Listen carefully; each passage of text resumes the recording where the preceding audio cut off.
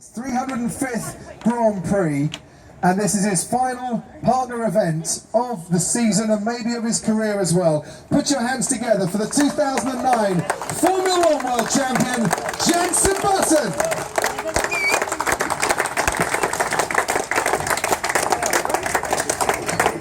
Welcome along. Thank you. Have a microphone. Final partner event of the season, but is it your final partner event as a racing driver? Well, good evening everyone. Great to see you all here. It is definitely the final partner event of this evening, so I can't wait to go and eat some meat and drink some red wine. Yeah. I can do that for a race, it's fine.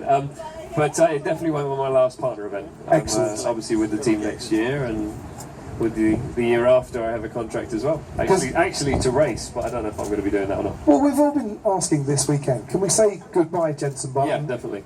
We can definitely say goodbye. Yeah, I mean, in August I spoke to Ron, boss of the team, and said I want to retire from Formula 1. And he was a little bit surprised first of all, but then we discussed it, and he said, well, why don't we do it that you take a year out, see how you feel, and if you want to race, you've got a contract. So I was like, that's actually a really good idea. You know, for a racing driver, it's the perfect scenario. So, but I go into this last race thinking it's my last, because I don't want to race next year in Formula 1. But in 6 months, I might want to race in 2018. So who knows? But I'm going to enjoy this race as my last, and I'm going to savor every moment of this weekend. We go through life, and especially a racing driver, you go through your career just with your head down and focusing on the next thing, and you know, trying to do the setup and what have you, and staring at your phone the whole time. This weekend, I'm just put it down. I'm just looking around, enjoying every moment, and yeah, because it is going to be my last. I think you've earned that right, to be honest. On the helmet this weekend it says the journey is the reward, and the rewards have come your way, but not through luck or good fortune. They've come through hard work and dedication. Did you ever feel, you know, let's go back 20 years, that the rewards that you have had would have come your way? Did you ever dream that you'd be world champion, really? Well, I dreamed, yes. That's what you do when you're a teenager and a kid, you know, and you know, we hope to be something in the future, and my dream was motor racing. You know, I started when I was 8, and I got my Formula 1 drive when I was 19. I'd driven 3 Formula 1 cars by the time I got my contract to drive for Williams, and my dream was obviously to win the World Championship. And you know, somebody drew a caricature of me this week, which is really nice, and the message at the bottom said, "You arrive with dreams, and you hopefully leave with memories," and that's exactly what I have done. But the dream was always to be a world champion, of course, and I've achieved that. I've had a great journey along the way. Obviously you have bad times in any career or any job and in life, you know, but you've got to pick yourself up and be positive and enjoy the good times when they're there. And having great people around you, which I have got in terms of friends and family and the team members, makes all the difference, and you can enjoy those special moments with those people. How do you replace driving a Formula 1 car in your life, though? It's a little bit like walking on the moon, I'd imagine. Once you've stepped on the moon, what the bloody hell do you do with the rest of your life? Now, how do you slow down, as it were? Because Formula 1 is the pinnacle of all fast-paced motorsport. Yeah, it's funny actually, because this weekend, you know, I know it's... Well, I might drive the car next year, to be fair, who knows? Might test it, but yeah, it's probably going to be the last time I'm driving an F1 car in anger. It's funny, I saw Felipe Massa twice this weekend in testing on the last lap, and I pulled alongside him both times, waved at him because he's retiring as well. And then we just had fun. We just doing burnouts, overtaking each other. It was awesome fun, and yeah, I'm going to miss that. You know, I'm going to miss the driving of a Formula 1 car and the racing of a Formula 1 car. That's what we really love. It's not just driving; it's the fight out there. But I will be racing in other things. So I'm going to hopefully be racing in rallycross, maybe 1 or 2 races next year. It's something I'm very passionate about. And in 2018, hopefully a full program. I will be doing some racing with Honda in Japan. I'm going to do Super GT, hopefully, the Excellent. Suzuka 1000Ks. Circuit I love, and a category I love as well. And I might do some other racing. I might race in America, in IMSA and something. But there's no plans, which is so nice. I can wake up on the 1st of January, hopefully with a sore head, and I can do what I want, which is the first time in my life I've lived by this Formula 1 schedule. Don't get me wrong, it's the best job in the world, but I've lived by someone else's schedule my whole life. So finally I can do what I want. and it's a nice feeling. You're a free man, Jenson Button. Almost, yes. Almost a free man, very nearly a free man. Is it stupid to say winning the World Championship was the best moment of your I think Formula I'm 1 stood career? in front of the Hilton, so I think we should. See? Better. That, ladies and gentlemen, is 305 races of partner experience. Right there, right there. And winning the World Championship, the highlight, surely. But what would be your greatest win, you think? I keep getting asked this, and it's obvious, you know, it's towards the end of my career in F1. People say, what are your 3 best races? What's your best race? What's your 10 best races? Really, guys? I mean, I don't know. You know, I've had so many great memories, and every win is very special. The moments that probably stick out the most, first one is Frank Williams sitting me down when I was 20 years old. Actually, no, sorry, I was 19 years old, and saying, you are a Formula 1 driver. You are going to race in our car in 2000. That is a memory I'll never forget. And then the next one was driving out onto the circuit in Melbourne, Australia, behind Michael Schumacher when I was 20 years old, and he was a double world champion at that time in his Ferrari. And the leaves had been falling, and he had this rooster tail from his diffuser of these leaves, and I just thought, this is just crazy. My hero, really, from growing up, and somebody I wanted to sort of try and emulate, is right in front of me, and I'm driving an F1 car. And then the next one came, my first win, which was Hungary 2006, starting 14th on the grid. Yeah. Thank you. Obviously, you know, 2009 was a pretty epic year, and winning the World Championship, everything, you know, it's something we dream about as racing drivers. And it's such a different feeling winning the World Championship than it is winning a Grand Prix. Winning a Grand Prix is, you know, the emotion is there, and it's adrenaline, it's living in the moment. It's very special. Winning a World Championship is very different when you get to the end of the year and you've won. It's more of a relief, because you've been fighting for 20 races for this World Championship, and you finally, it's a relief to win it. But now, when you wake up in the morning, you don't think, oh, I've won 15 Grand Prix. You wake up and you think, I'm a world champion. I'm always going to be a world champion. I'm not going to take that away from you. That win in Hungary, I was working for the BBC at the time, and I remember doing a little piece with our breakfast show that day, and we kind of talked through the top 4 or 5, and then the broadcaster said, so what about Jenson Button? What are his chances today? I went, well, starting 14th in that car, slim and none. Shows you how much I know about Formula 1. Well, we were quick. I qualified 4th, but we had an engine change, so you get a 10-place penalty, so I started 14th.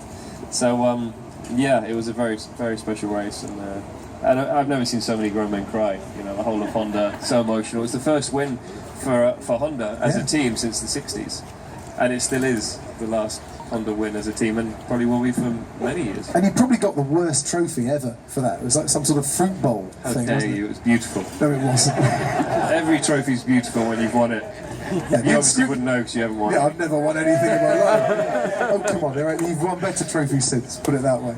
What's the World Championship trophy? Yeah. You'll love this. You obviously, actually, most of my trophies I haven't got to keep, because the teams keep them, and McLaren keep all my trophies that I've won.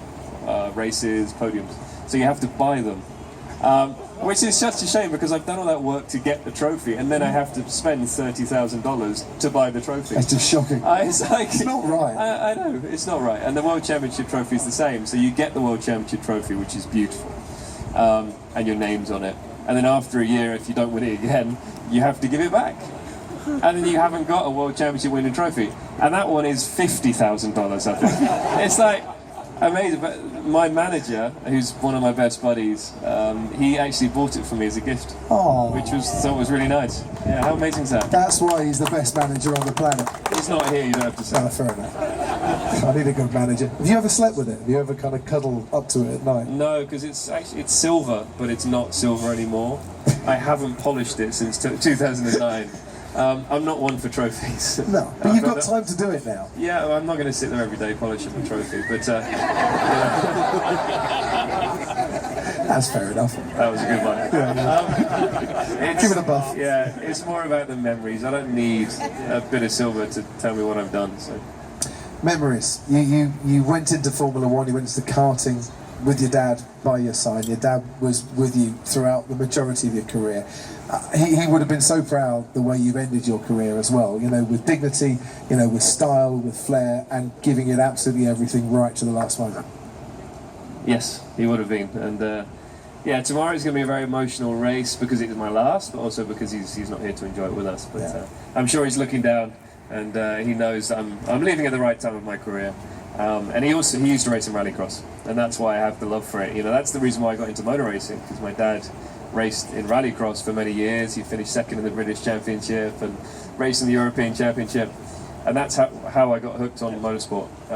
So yeah, I've driven a rallycross car, drove one last year, absolutely, you know, loved the feel of the car, just like he did. His driving style was very different, but hopefully mine still works in a rallycross car. But he would love that I'm coming from F1 and hopefully going to race in rallycross in the future. I think you'd raise a glass of red to that. Best thing about being an F1 driver in your career that isn't connected with actually getting into the car and driving and racing? Because there are so many privileges that you get, be it a boat in Monaco, you know, be it the parking space. Yeah, but you still pay for that. It's not you have free. To pay for that? You pay for. Still pay for stuff. Is there anything you don't have to pay for these days? You know, trophies, boats. We think you get it all for free, for heaven's sake. You know? No, I pay for them. I'm not going to lie. You have stayed in some nice hotels. I know you like the Conrad in Singapore when you go there, and that's probably the best one I've ever stayed in. Yeah. What's your worst hotel room you've ever stayed in? Matty Core's a bit naff, isn't it? What? We don't race in Medical. Not anymore. It's been a long time. We used to, when I was travelling in karting with my dad, we used to stay in cheap hotels because we couldn't afford to stay in nice hotels like the Hilton, you know, like the Conrad in Singapore. So it was. I don't want to mention another name, but it was a travel lodge. You know, my sister used to come along. His wife, my stepmom, used to come along at the time. There was like 4 or 5 of us in one room, and that was when I was, you know, 13, 14 years old. So it was quite unusual, but it's still great memories, you know, of him getting out of the shower, no clothes. I loved it. Yeah, so I mean, we've stayed in loads of dodgy hotels, and we used to camp as well, karting. Yeah. Used to have a little caravan that we used to take around, and I still, on the European Grand Prix, I still camp. I still stay in my motorhome. Which, if anyone wants to buy a 45-foot Newell motorhome, come find me in the paddock. So yeah. Do you not need it for your triathlons these days? It's too expensive. I can't afford it. See, you think that the life of a Formula One world champion, ladies and gentlemen, is full of free privileges all the time, but you know, we're going to pass around the hat for Jenson Button at the end. Oh, don't feel sorry for me. Don't worry. Right. I'm okay.